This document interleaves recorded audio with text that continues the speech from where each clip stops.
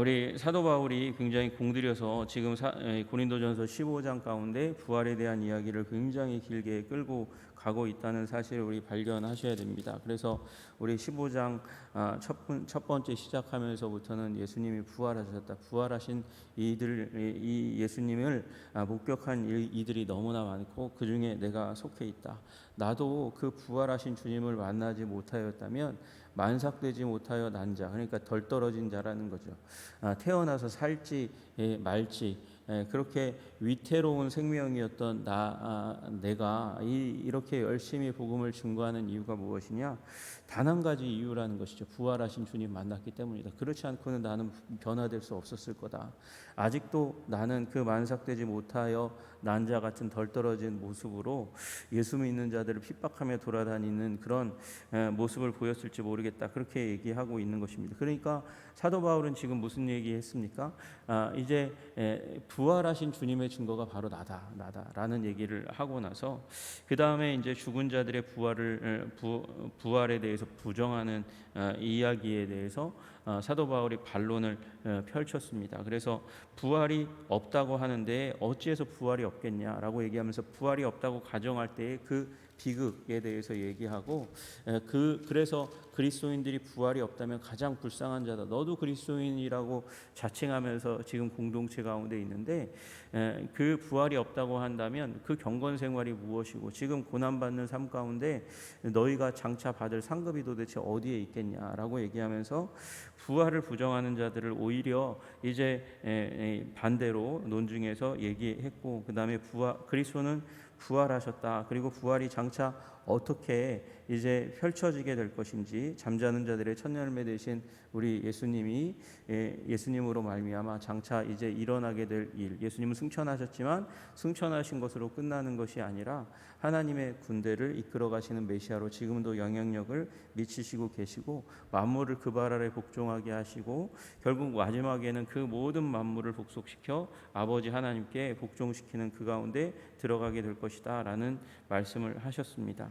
그리고 이제 사도 바울은 죽은 자들이 도무지 살아나지 못하면 죽은 자들을 위하여 세례받는 자들이 무엇을 하겠느냐? 지금 그 당시에 있었던 사자를 위한 세례 의식은 부활에 대한 얼핏 그런 이제 본능이 숨겨져 있었기 때문에 했던 것이고 그리고 우리가 위험을 무릅쓰고 복음을 전하며 살아가는 삶 거룩에 순종하는 삶을 살아가는 이유도 우리가 부활에 대한 열망과 소망이 있기 때문이 아니냐라고 얘기했습니다.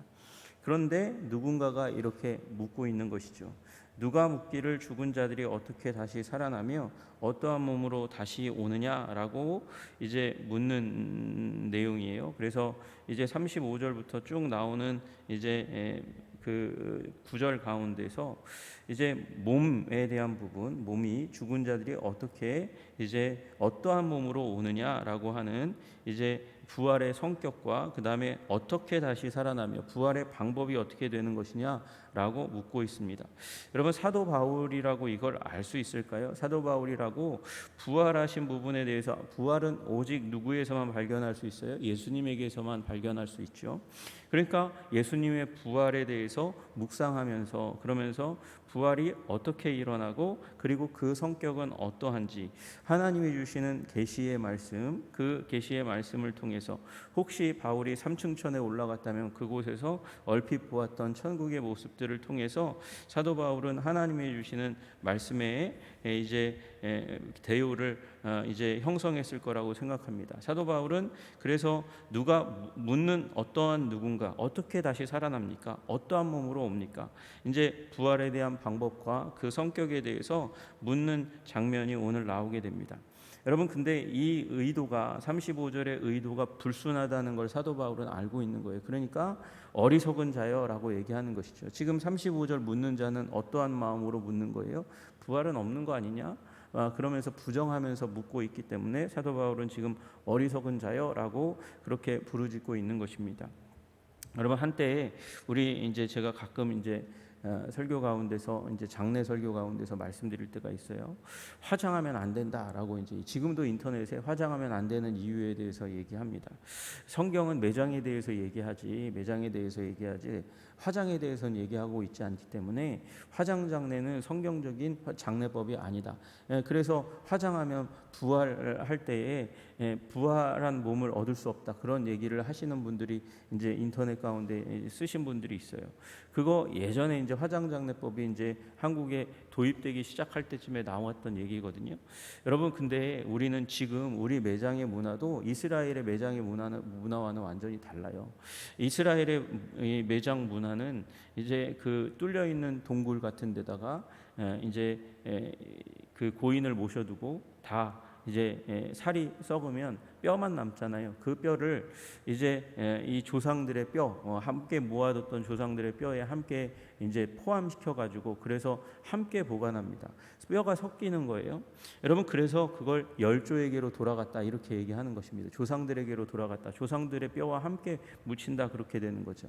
여러분, 그러니까 이스라엘의 장례법에서는 예수님이 이제 부활하신 것처럼 하나님께서 부활하게 하실 때에 그 뼈의 주인들이 다 일어나게 될 것이라고 믿고 있는 것인데, 그럼 반대로 얘기하면 그럼 매장하면 어떻게 됩니까? 우리 이제 육체를 매장했어요. 매장했는데 뼈도 이제 살아나서 부활할 거예요. 에스겔서에 나온 대로 이제 뼈가 붙고 힘줄이 붙고 그 위에 근육이 붙고 피부가 쌓여지고 그리고 거기에 생기가 들어가서 부활하게 될 것인데, 여러분, 근데 만약에 매장했는데 거기에 부활의 역사가 일어나면 땅에 묻혀 있는 거잖아요. 나올 때 굉장히 힘들 것 같은데요. 여러분, 그러면 그것도 이제 그러면 매장도 하지 말고 이 열린 공간 가운데 우리 시신을 처리해야 되는 그런 형식으로 장례를 치러야 될 텐데 그것도 잘못된 이해라는 것이죠. 가루가 되어도 주님께서 여러분 몇백 년 몇천 년이 되면 여러분 우리 살과 뼈가 다 분해되어서 자취도 남지 않는 일이 일어나지 않겠습니까? 그런 가운데서 그러면 우리 주님은 부활시키지 못하십니까? 여러분, 뼈가 되어 가루가 되어도 주님께서 우리 부활하시게 하시는 전능하신 하나님께서 그걸 못하시겠냐는 거죠. 여러분, 우리는 어쩌면 부활에 대해서 너무나 모릅니다. 어리석은 자일지 모르겠어요. 그러나 사도 바울은 어리석은 우리에게 지금 설명을 비유적으로 하고 있습니다. 내가 뿌리는 씨가 죽지 않으면 살아나지 못하겠고 또 내가 뿌리는 것은 장래의 형체를 뿌리는 것이 아니요 다만 밀이나 다른 것의 알맹이뿐이로되라고 그렇게 말씀하고 있습니다. 여러분, 알맹이뿐이라는 거예요. 알맹이는 벗겨진 알갱이, 완전히 벗겨진 알갱이만을 뿌린다라고 그렇게 얘기하고 있는 것이거든요. 그러니까 여러분, 씨앗이 들어가서 완전히 썩어서 분해되지 않으면 거기에서 이제 여러 가지 식물이 자라서 나올 수 있겠습니까? 불가능한 것이죠. 그처럼 우리가 완전히 썩어지는 죽음이라는 과정을 겪으면서 다시 그 씨앗이 새로운 생명으로 자라나는 것처럼 우리도 완전히 썩어져서 완전히 죽어서 거기로부터 새로운 형체가 나오는 것이다 라는 이 비유의 얘기를 하고 있어요. 여러분, 우리가 보지 못했기 때문에 부활에 대해서 아직 알지 못하고 보지 못했기 때문에 우리가 이런 부분들을 상상하지 못하는 것이지만 우리가 그리스도를 위해서 살고 또 이 죽은 자의 이 악한 자의 부활도 있으니까 그 행한 대로 하나님께서 부활하게 하시되 영원한 죽음과 영원한 생명으로 우리를 이끌어 가신다는 이 사실을 이해해야 한다는 것이죠. 그리고 37절에 얘기하는 대로 장래의 형체를 뿌리는 것이 아니다. 여러분, 사과의 씨앗을 심는 것이지 배의 씨앗을 심는 것이지 오이의 씨앗을 심는 것이지 오이를 심지 않잖아요. 사과를 심지 않잖아요. 배를 심지 않잖아요. 여러분, 그처럼 이 씨앗만 제대로 되어 있으면 그 씨앗에서 생명이 자라나는 것처럼 우리가 장래의 형체를 뿌리는 것이 아니다. 우리가 뿌리는 것은 우리의 몸이지만 우리의 죽은 몸이지만 거기에서 무엇이 나올지 우리는 상상도 할 수 없다라고 얘기하고 있습니다. 여러분, 그러면서 이제 38절부터 시작해 가지고 이 땅에 대해서 얘기하고 있어요. 하나님이 그 뜻대로 그에게 형체를 주시되 각 종자에게 그 형체를 주시느니라. 여러분, 이건 38절부터 41절까지는 이제 이 첫 번째 창조에 대해서 말씀하시는 것이죠. 우리 하나님께서 우리를 창조해 주셨어요. 창조할 때 각 종류대로 각 이 식물과 동물의 이 종류대로 그 몸을 달리 주셨습니다. 달리 각 종자에게 그 형체를, 여기 형체라고 되어 있는 것은 위에 이제 몸이라는 단어와 똑같은 소마라는 단어예요. 각각 다른 단어로 번역되어 있지만 그러나 같은 단어라는 것을 이해하시면서 보셔야 됩니다. 하나님이 그 뜻대로 그에게 몸을 주시되 각 종자에게 그 몸을 주셨다. 그러니까 외형을 주셨다는 거예요. 외형 형체를 주셨다는 것이죠. 그러나 그 육체는, 그 형체는 다 같은 형체가 아니다. 육체가 아니다. 하나는 사람의 육체요, 하나는 짐승의 육체요, 하나는 새의 육체요, 하나는 물고기의 육체라. 여러분, 인간이 이 땅 가운데 이 존재하는 이 동물들의 모습을 보면 사람이 있고 짐승들이 있어요. 들짐승이 있습니다. 또 새가 있습니다. 날짐승이 있습니다. 그리고 물고기가 있습니다. 각각 다 다른 이제 뼈대를 가지고 있고, 그리고 그마다 다 영광이 다릅니다. 그것이 40절의 말씀이죠. 하늘에 속한 형체도 있고 땅에 속한 형체도 있으나 하늘에 속한 것의 영광이 따로 있고 땅에 속한 것의 영광이 따로 있으니, 다 육체마다 영광이 다 다르다는 거예요. 새는 어떻게 그렇게 날아다닐 수가 있을까? 물고기는 어떻게 그 물에 떠서 다닐 수 있고, 그리고 잠수해도 숨이 막혀서 죽지 않을 수가 있을까? 여러분, 우리 짐승들 우리 가까이서 보면, 우리 이제 짐승들을 가까이 볼 수 있는 기회가 동물원 가는 것밖에 없지 않습니까? 그러나 여러분, 이 동물원에 가가지고 철조망 사이에 안전하게라도 사자나 또는 호랑이의 모습을 보면 동영상으로 봐도 굉장히 경이롭고 사람과는 다른 무엇인가가 그 안에 담겨져 있다는 그 강력과 힘을 보면서 이제 그 철조망이 있어서 안전하다는 걸 알지만 그럼에도 불구하고 굉장히 큰 위험을 맛보게 되잖아요. 거기 짐승의 육체에 위험이, 영광이 있어요. 거기에 무엇인가 강력한 것이 담겨져 있고 신비한 것이 담겨져 있다는 것을 우리는 알게 됩니다. 그걸 사도 바울은 영광이라고 표현하고 있어요.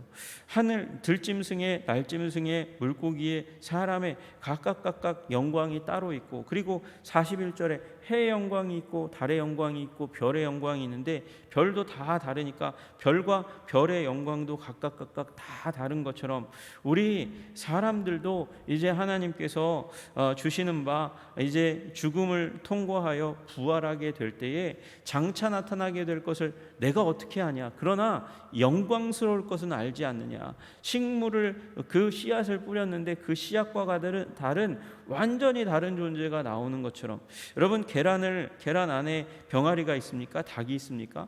해체하고 분해하고 그걸 잘라내 보면 그 안에 있는 건 노란자와 흰자밖에 없고 알끔밖에 없지만, 그러나 그것이 어느 순간이 지나면 병아리가 되어서 나와서 닭으로 자라나지 않습니까?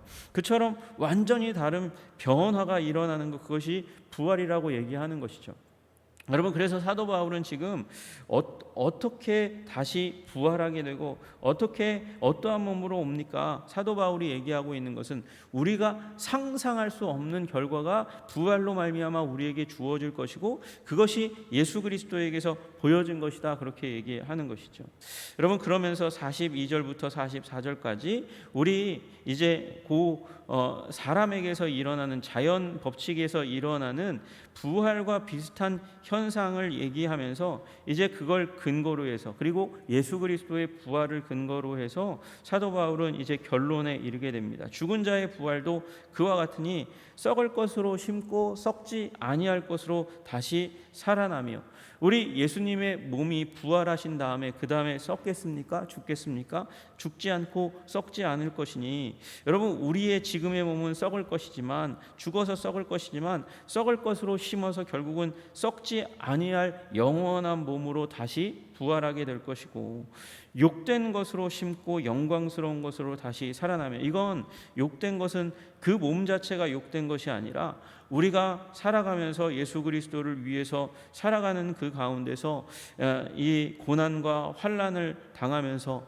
예수님이 욕을 당하신 것처럼, 수욕을 당하신 것처럼 우리들도 욕된 그런 삶을 이제 살아가게 되겠지만, 그러나 죽음을 통과하면서 영광스러운 것으로 다시 살아나게 될 것이다.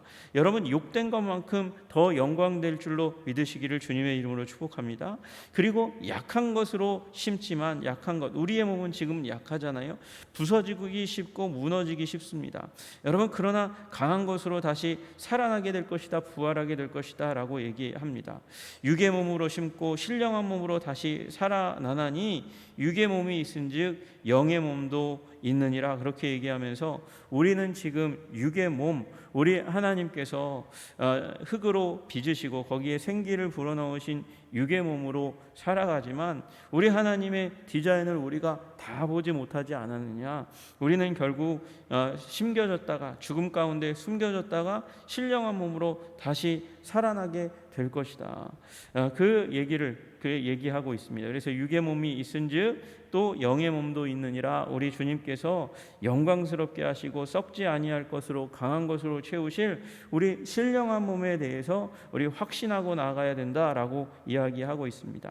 여러분, 우리 장차 주님께서 우리에게 부활의 영광을 주실 줄로 믿으시기를 주님의 이름으로 축복합니다. 잠자는 자들의 첫 열매가 되신 예수 그리스도의 부활과 같이 우리들도 우리가 측량할 수 없고 알 수 없는 그런 영광스러움을 경험하게 될 줄로 믿으시기를 주님의 이름으로 축복합니다. 우리 가끔씩 그런 얘기 하잖아요. 저는 그런 적이 별로 없는 것 같은데, 아이가 신생아가 태어나면 못생겼다고 다들 그렇게 얘기하지 않습니까? 왜 못생겼습니까? 왜 태어나자마자 아기는 못생겼다고 얘기합니까? 이제 어머니의 뱃속에 있을 때 자라가면서 그 어머니의 뱃속의 한계에 의해서 짓눌리잖아요. 눌려서 더 이상 피지 못하잖아요. 그리고 양수 가운데 있으니까 약간 부풀어 오른 모습으로, 그리고 짓눌린 모습이 함께 있어서 태어나자마자는 어머니의 뱃속의 짓눌림이 거기에 그 아이의 얼굴에 담겨져 있으니까 못생겼다고 얘기합니다. 그런데 그 아이가 이제 얼굴에 주름이 펴지고 점점 자라나면서 멋있는 모습으로 장성해 가지 않습니까? 우리들도 여러분, 죽음이라는 그 압박, 어떻게 보면 인생의 한 사람이 태어나서 가장 추악한 모습으로 있을 때가 이제 죽어 썩어 문드러지는 그런 과정일 거예요. 여러분, 그러나 그 죽음이 없으면, 씨가 뿌리는 씨가 죽지 않으면 어떻게 살아나냐라고 얘기한 것처럼, 우리가 그 죽음을 통과하고 난 다음에 영광스럽게 주님께서 우리에게 부활을 주실 줄로 믿으시는 저와 여러분들 되시기를 주님의 이름으로 축복합니다. 35절에 누구처럼 어리석게, 그럼 부활이 어디 있어요? 어떻게 되는 거예요? 그렇게 묻지 아니하시고, 우리 예수님의 부활 안에서 우리의 부활을 긍정하고 오늘 우리들의 삶을 거룩하게 경건하게 살아가실 수 있는 저와 여러분들 되시기를 주님의 이름으로 축복합니다. 여러분, 우리 그러잖아요. 우리 농사꾼이 끝까지 먹지 않는 것이 종자씨라고 얘기해요. 그 씨앗이 그렇게 중요하기 때문에 그렇습니다. 그 씨앗의 생명력을 훼손하는 일이 일어나면 되겠습니까? 그것이 우리의 거룩입니다. 우리가 거룩하게 살아가는 것은 우리의 이 부활의 종자 씨앗을 안전하게 보존하는 길입니다. 그 씨앗의 생명력을 죄악과 더러움으로, 추악함으로 물들여 그 씨앗이 가지고 있는 생명력을 훼손하면 안 되는 것이죠.